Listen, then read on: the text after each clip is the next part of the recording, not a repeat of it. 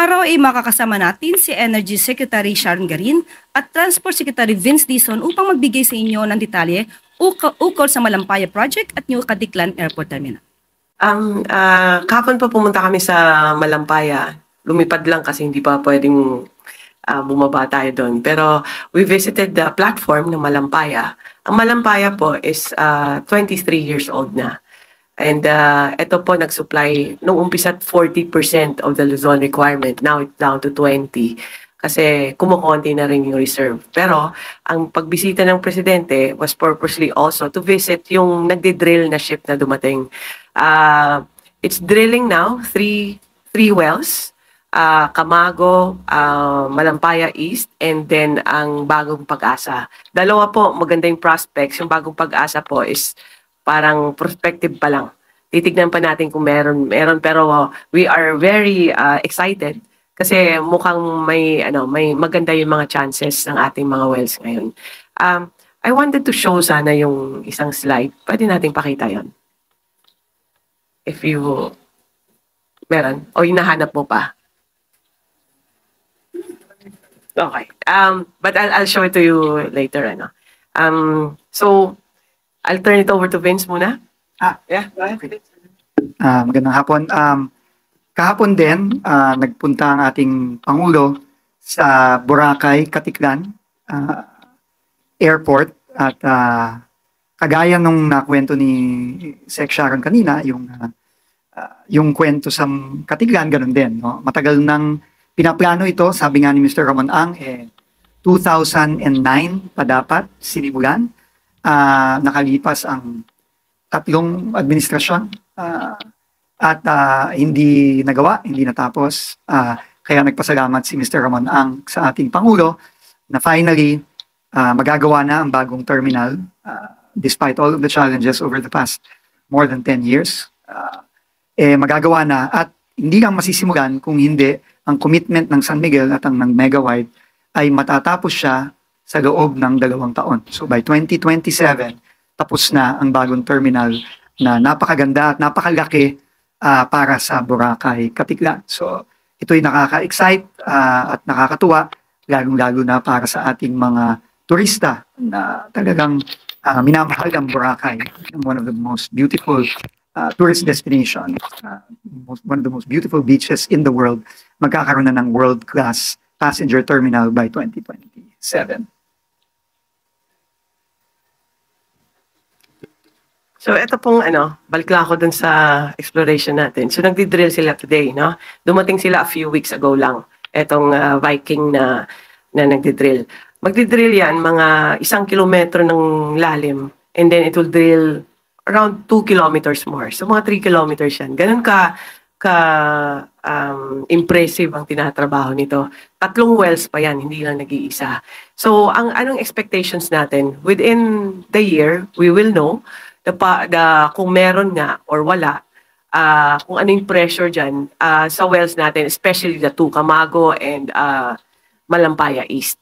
Ang isa, we're hoping, and I think we are quite optimistic about it, etong Bagong Pag-asa na additional na source natin. What is the importance ng mga wells na to or yung ginagawa ng Malampaya?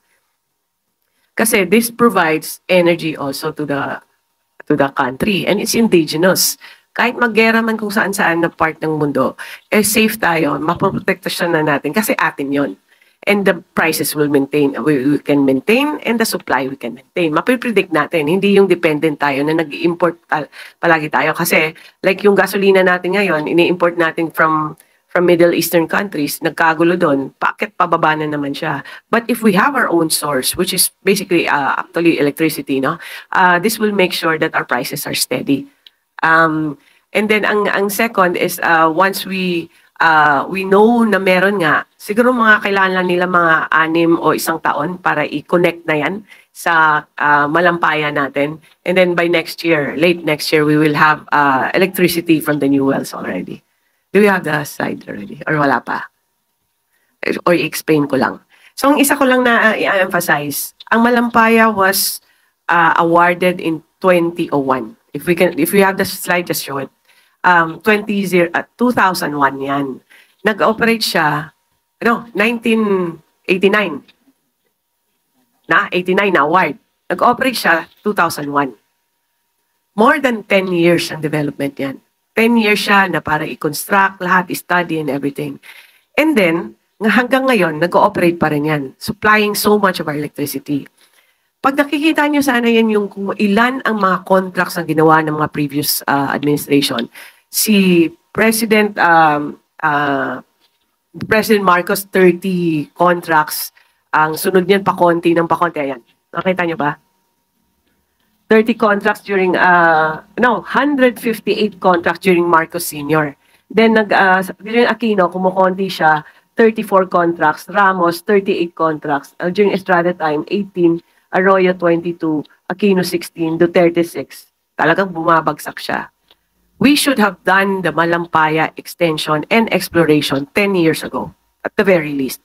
If it takes 10 years to develop Malampaya original, siguro naman dapat naisip na natin yan, magkakonti na. And that is why this is, why not just because I'm here standing in front of you, as a secretary, pero I think this is commendable in a sense na nagawa ngayon ang extension and it will extend Malampaya for another 10 years.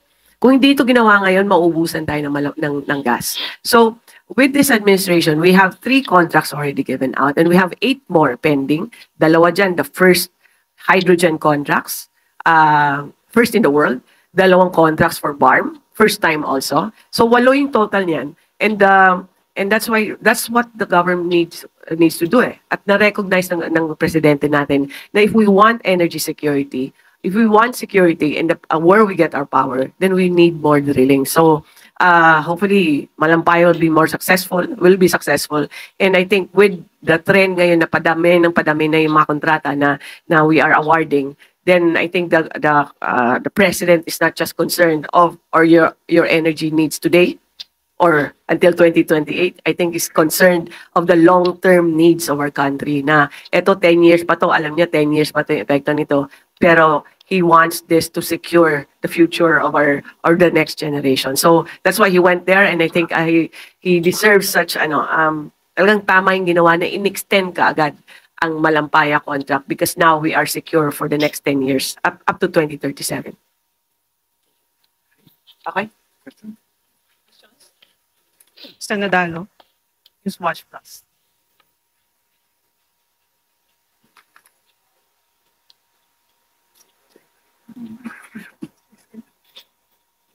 Hi, Sec. Good morning. Kay Energy Secretary Garin po. Sec, apart from Malampaya, ano pa po yung mga energy sources na tinitignan? Because during an interview with Secretary Manalo early this year, sabi niya po open pa rin ang Pilipinas for a joint oil and gas exploration with other countries, including China. So ang position po ba ng DOE ay tuloy-tuloy pa rin itong mga joint oil and gas talks po with other countries and even with China? It's not about who is exploring, where we are exploring na. Mahirap ka mag-explore, mag-invest ka ng $100 billion o $1 billion kung medyo disputed ang area, no? So, on the safe side, let's say, we have many possible investors. Ito yung mga bagong contracts. For example, we have a company from Australia, from Israel, from the US, ano pong mga countries natin? UAE. So different companies, different countries, no? For example, sabihin ko lang na ang investment nito, total nito yung bago, mga $43 billion ba to? US dollars. Ang potential ng mga bagong so malaking investment to sa mga foreigners. But they're very interested in the Philippines. I think nakita nila yung magandang investment opportunity, not just opportunity, pero yung climate natin, na it's time for them to come in. So nakita nila na we have the right policies and leadership para mag-invest ng $43 billion.